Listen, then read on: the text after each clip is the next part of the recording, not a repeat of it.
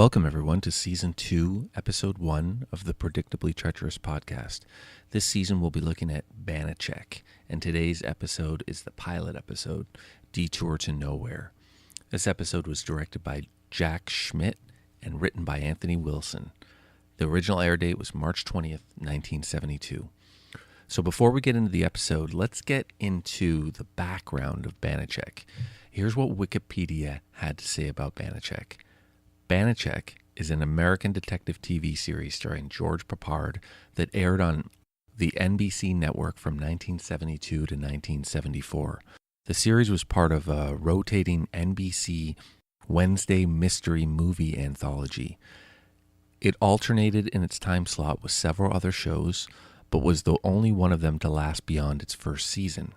Also from Wikipedia, the article is now the NBC mystery movie. So, quote, "The NBC Mystery Movie is the umbrella title of an American television series produced by Universal Studios that was broadcast by NBC from 1971 to 1977. At times, it was divided into two versions that were broadcast concurrently during different nights of the week. The NBC Sunday Mystery Movie and the NBC Wednesday Mystery Movie. The NBC Mystery Movie was a wheel show, in quotes, or umbrella program, in quotes, that rotated several programs within the same time period throughout the season. For its initial 1971-1972 season, it featured a rotation of 3 detective dramas that were broadcast on Wednesday nights for 90 minutes, from 8:30 to 10 p.m. in the Eastern Time Zone. The 3 original 1971-1972 season shows of the NBC Mystery Movie were McCloud, Columbo, and McMillan and Wife. So we've done Columbo here on Season 1, of course, and we'll get back to it probably shortly after Banacek. So the article continues, quote, "The Umbrella series was counted a great success in its first season and finished at number 14 in the Nielsen ratings for the 1971-1972 season. Columbo was nominated for 8 Emmy Awards and won 4 categories. The success prompted NBC to move the series to the competitive 8:30 to 10 o'clock Sunday evening time period for the second season as the NBC Sunday Mystery Movie. In addition, a 4th show was added, Heck Ramsey, I've never heard of that, to the rotation, lasting 2 seasons, 1972 to 1974. NBC also launched a clone of the Umbrella series, the NBC Wednesday Mystery Movie, which debuted in the original time period and featured 3 new programs, Banacek, Cool Million, and Madigan. I've never heard of Cool Minion or Madigan. They sound great, though. During the 1973-1974 season, the programs rotating on Sunday remained the same, while on Wednesday, Cool Million and Madigan were canceled, and Banacek rotated with 3 new series, Faraday and Company, Tenafly, and the Snoop Sisters. Rescheduling to Tuesday nights as the NBC Tuesday Mystery Movie during January 1974 was not enough to help boost ratings, and the midweek series was canceled. The Sunday series continued, anchored by the popular trio of Columbo, McCloud, and McMillan and Wife. During subsequent years, these rotated with a 4th series which changed each year, 1972 to 1977, including Amy Prentice, starring Jessica Walter, McCoy, starring Tony Curtis as a professional con man, Quincy M.E., starring Jack Klugman as a medical examiner in the LA County Coroner's Office. Jack Klugman, I don't know what it is about him. I just can't stand him. I hated that show, Quincy M.E. I had to suffer through a Twilight Zone episode today. It's a season 5 episode. Bunch of guys go into space and they land. Anyways, Jack Klugman's like the captain of the ship. He's insufferable. I don't know what it is about him. I don't know why Twilight Zone did that. Season 1 through 4, they're all like the 20-ish, 23-minute episodes. And then suddenly in season 5, they're all 50 minutes. And Twilight Zone, that's the wrong format for the Twilight Zone. Because the thing that makes Twilight Zone really cool is you go into an episode thinking, "Oh, what's going to be the story in this one? What's the big idea they're going to explore?" They explore the idea, and then basically you wait for the twist at the end. You're like, "Okay, what's going to happen at the end? What's the twist going to be that's going to get me?" So that's great for a 23-minute show, but when you make it a 50-minute show, there's a lot of pipe, a lot of filler in the middle that you're just trying to get through to get to the twist at the end. It's just unnecessary. So I think they go back to 20-ish minutes in season 6. I haven't watched it yet, so I don't know. Incidentally, that episode I was watching this morning with Klugman, it also has Buddy from the Columbo episode, season 1, the guy who's the art critic. I forget. It doesn't matter. He's in it. So what else we got? Lanigan's Rabbi, which is the 4th show, about a small-town police chief, Art Carney, and his best friend, a rabbi, an amateur sleuth, Bruce Solomon, based on Harry Kemmelin's popular Rabbi Small series, mysteries. Okay, of all the Wheel series, only the original 3, Columbo, McLeod, Macmillan and Wife, survived the entire run of the mystery movie. Most of the others were very short-lived, and with the exemption of Heck Ramsey and Banacek, were all only on the air for 1 season. Quincy M.E., which is terrible, was the next to last new mystery movie series to premiere. Ended up outlasting the parent series itself. Midway through the final mystery movie season, Quincy was taken out of the Wheel lineup and retooled into a 1-hour weekly series that ran for 7 more seasons, coming to an end in 1983. Although the mystery movie series was canceled at the end of the 1976-1977 season, NBC kept Columbo in production, and a 7th season consisting of 5 films premiered on November 21st, 1977. After the 5th film aired in May 1978, NBC canceled Columbo as well. Terrible idea. Now, Columbo was revived in the 80s, and it's almost unwatchable. I have watched them, but I didn't enjoy them, and I haven't rewatched them. I haven't watched any of them more than once, but I have an urge inside me to revisit them, and I may do them on this show. That's the broader context of where Banacek fits in with the other mystery shows of this time. So now let's take a little bit more of a closer look at Banacek itself. So George Peppard, born 1928 and died in 1994 of pneumonia while battling lung cancer. It's not surprising because he liked to smoke it up in Banacek, and he was always chomping on cigars in the A-Team. So he's married 5 times, had 3 children, had kind of an up and down career, had a lot of junk TV and movies, but I think his biggest roles were Breakfast at Tiffany's, 1961, which I like that film. I know a lot of people either love it or hate it. And I think it's mostly because of the racial thing in it, where Buddy is supposed to be the Chinese landlord, and it's a long time ago, so that happened more in shows. But I think some people they just can't take that now. They're too offended by it, the social justice warriors. So it's not great. I mean, it definitely wouldn't be right if someone did that now. But with these older movies, older shows, there's going to be a bit of overt racism, and you just got to get over it. So hopefully you're not too offended by that. Breakfast at Tiffany's, yeah, there we go. Banacek, obviously. The A-Team, as mentioned. Sounds like he battled with some alcohol problems throughout his life. And his career, man, that's not that much. Okay, Ralph Manza as Jay Drury. I don't know why I like this show. I do like this show, but when going through the characters, I'm realizing that I don't really like anybody who's in it. Anyways, okay, Ralph Manza as Jay Drury, born 1921, died 2000. He's a character actor. He had over 160 appearances in film and TV. He was married to the same person for 52 years. Murray Matheson as Felix Mulholland, born 1912, died 1985, various TV and film. I don't know any of these actors from any other shows. Christine Belford as Carly Kirkland. I like her. She's got a nice little look. Born 1949, still alive. Married, various TV. Again, I don't think I've seen anything that she's in. Music by Billy Goldberg. So we'll come back to that. Various TV and film for Billy Goldberg. Okay, so let's take a look at my, I'm going to sound grandiose here, my theory of Banacek. Just like in Columbo, it's not a theory, but I just call it that. It follows a very repeatable pattern, like a Daniel Steele novel or a Tom Clancy novel, or a Stephen King novel.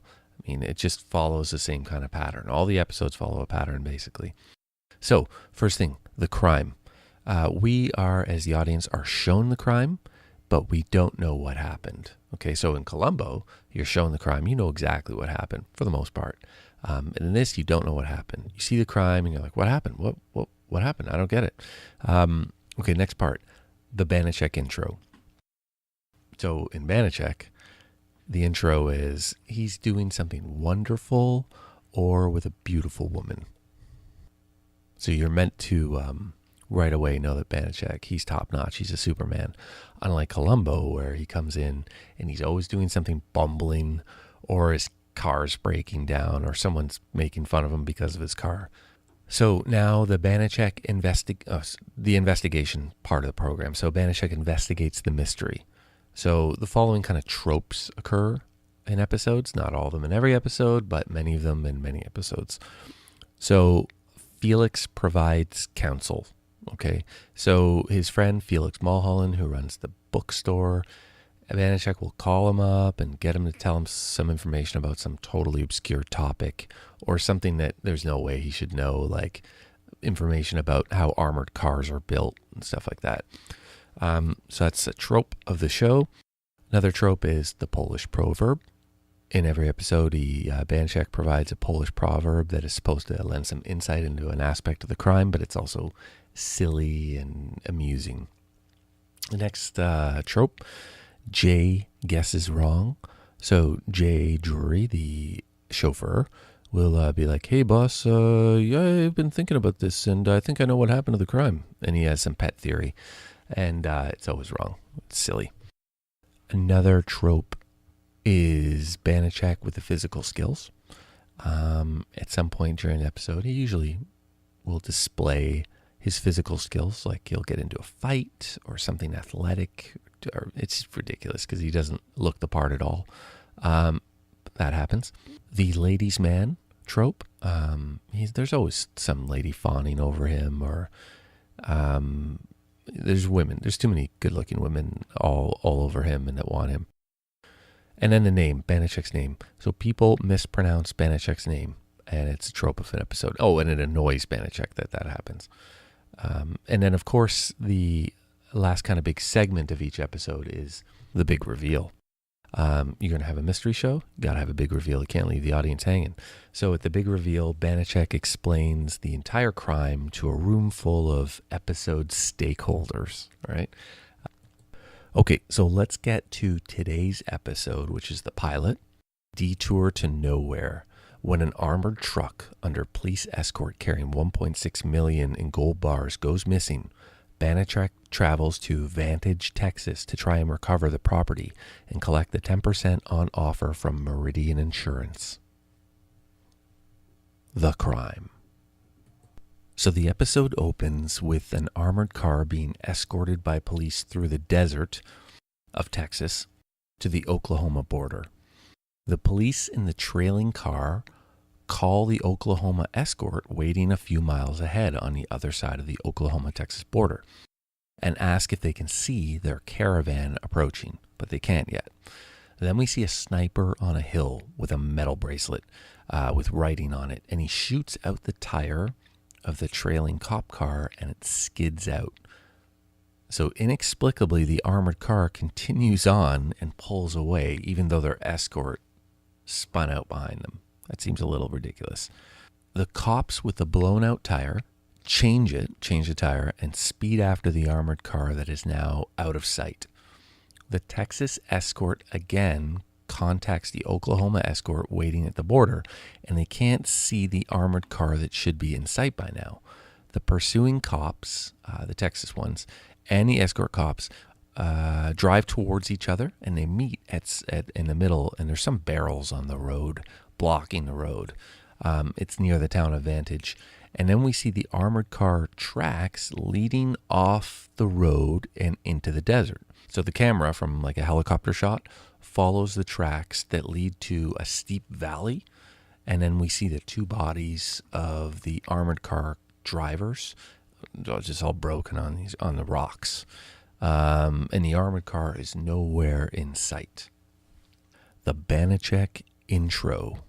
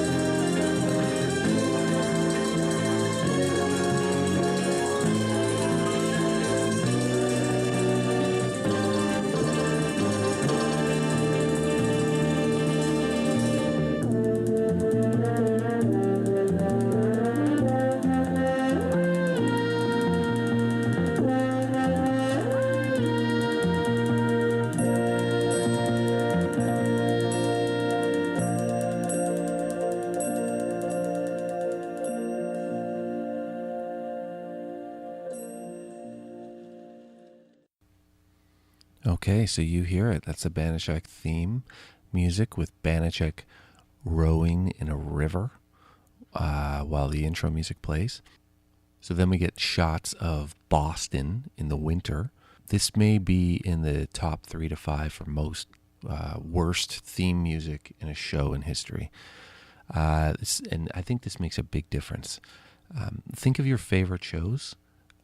And when the theme starts playing and you start singing along or humming along and you're all in, that just doesn't happen here. This is a terrible theme. It sounds awful. You see, maybe that's why Banacek is all but forgotten now.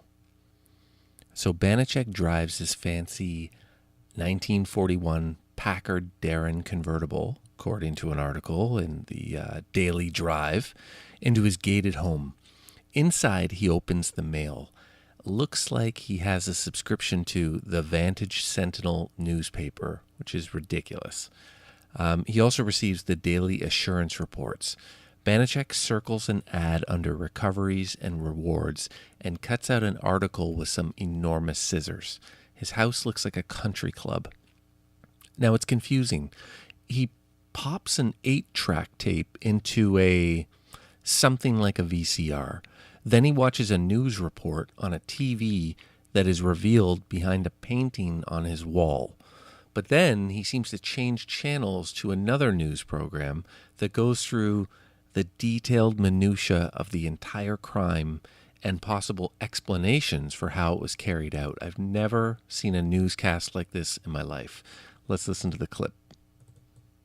It's nearly 2 months now since the robbery, and neither the FBI nor the Texas police have made any progress in apprehending the criminals who obviously are professionals. In addition, no one has stepped forward to make a claim on the reward offered by the National Meridian Insurance Company for information leading to the recovery of the stolen gold. So far, the mystery remains as deep as the day it began. Here, the Texas police escort was disabled. And here, the Oklahoma police escort waited in vain for the shipment of gold to reach its border. And here, the roadblock of oil drums and the tire tracks leading to a dusty oblivion. All traces of the armored truck and its fortune in gold, $1,600,000, disappearing forever, apparently, here at the rim of a 600-foot chasm.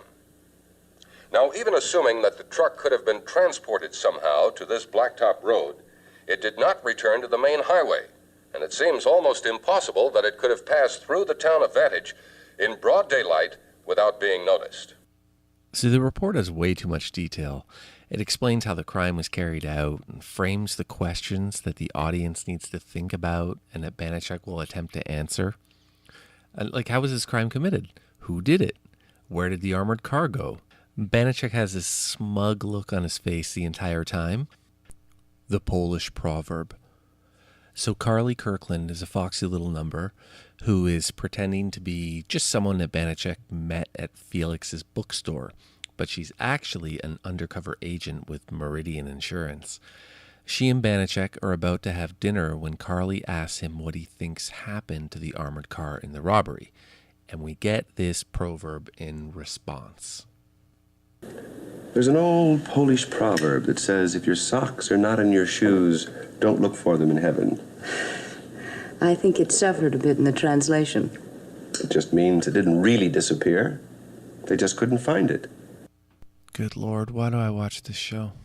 The physical skills. So now in Vantage, Banacek meets with Earl Lewis, the one-man show running the newspaper. They go to a local bar to talk, and a drunk is wrestling with some guy, and the drunk bumps into Banacek and spills his beer. Banacek says the guy should apologize and pay for the beer. The drunk orders a beer and dumps it on Banachek's tweed jacket. Banacek gets up and does some ridiculous roundhouse backhand to the guy's kidneys, then an awkward backhand knuckles to the guy's nose, and the guy gets knocked out. I can't believe that this scene made it into the final cut of the episode. Like, it looks ridiculous. The locals take the drunk away, and Banacek sits down. The bartender compliments Banacek on his moves, hands him a towel, and then continues on like nothing happened. Let's listen to the clip. You got some good moves there, mister.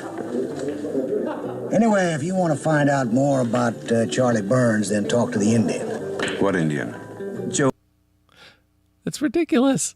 Anyways, you should talk to Charlie Burns, friend Joe Hawk. No one calls the police or confronts Banacek because he just laid out a local, or even ejects him from the bar for fighting. Everyone just moves on like nothing happened. It seems comical because it's so out of place and clearly meant to be serious. The bartender actually says, anyways, and then continues their discussion. Like, it's such a manufactured scene. It's clearly just to show that Banacek is tough and he can mix it up with locals and rednecks. Even though he's suave and sophisticated and a ladies' man, he's not to be crossed. The ladies' man. So back at his motel, Carly is there waiting for him. She's in a nightgown. She's interested. Banacek tells her that he's not much for long-range plans, and Carly is okay with that because Banacek is supposed to be some babe magnet. Let's listen to the clip. To begin with, I don't think we're going to stop at small talk. That's a definite possibility. And I better tell you, I'm not much for long-range plans, day-to-day at the outside. Well, I'm not leasing an apartment. I was right. It's going to be very good. Oh, boy. Okay. So it's silly, too, because leading up to this part, okay, so Carly was, as I said, mentioned earlier, that she was posing as an undercover. She was posing as just a regular person that was interested in Banacek, but then he exposed her for being an undercover Meridian Insurance agent. She got pissed off and stormed out of his place. And now she shows up in his motel in her nightgown like she's super interested. It came out of nowhere. And I don't know what the point was. It's like they wanted to have it both ways.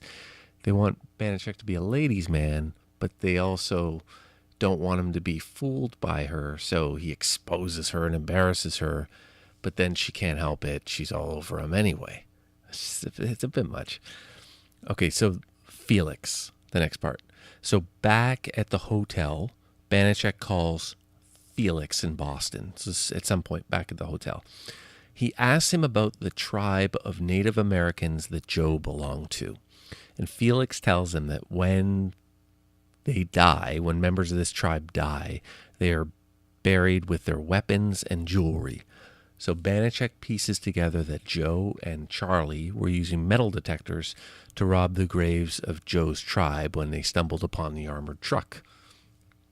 So, out of context, I mean, I'm not play-by-playing this episode, so if you haven't seen this episode, you're going to say, what the hell is all that about?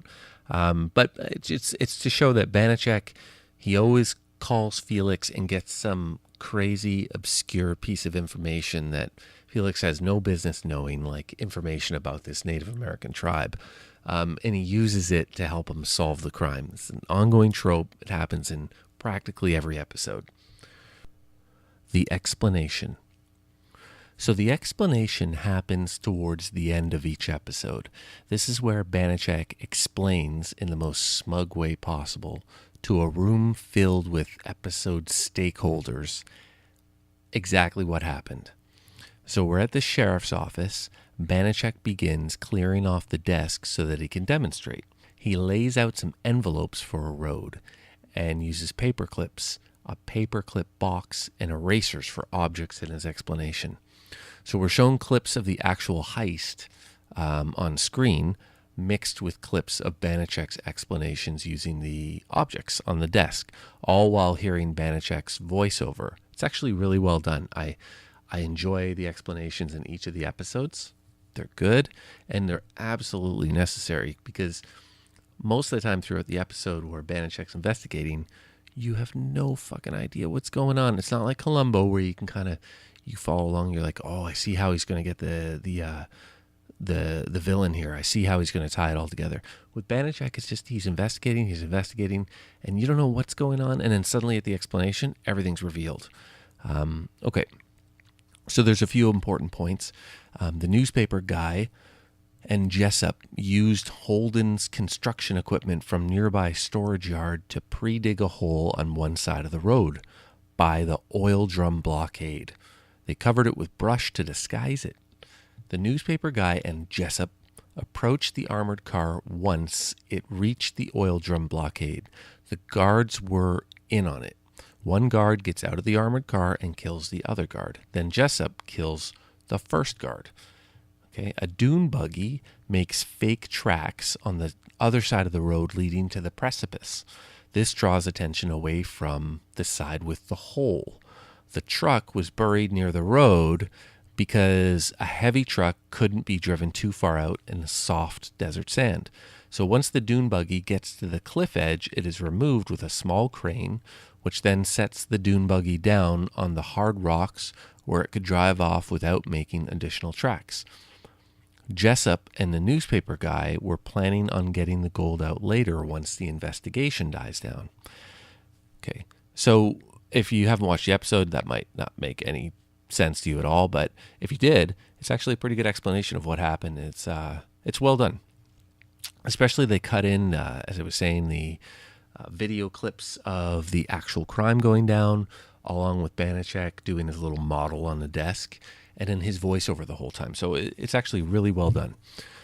Okay, the next scene, this is a little mini trope here. The next scene, we're shown a crane excavating the armored truck while a TV newsman is interviewing Carly. He tells Carly that her company's investigator did a great job. He thinks Banacek works with the company, and she says, "Oh, he doesn't work with us." And the guy mispronounces Banachek's name as Banacek, and Carly smiles, and then you get Banacek at the end saying Banacek, and that's it. Yeah. So, and there you have it. Unintentionally amusing at points.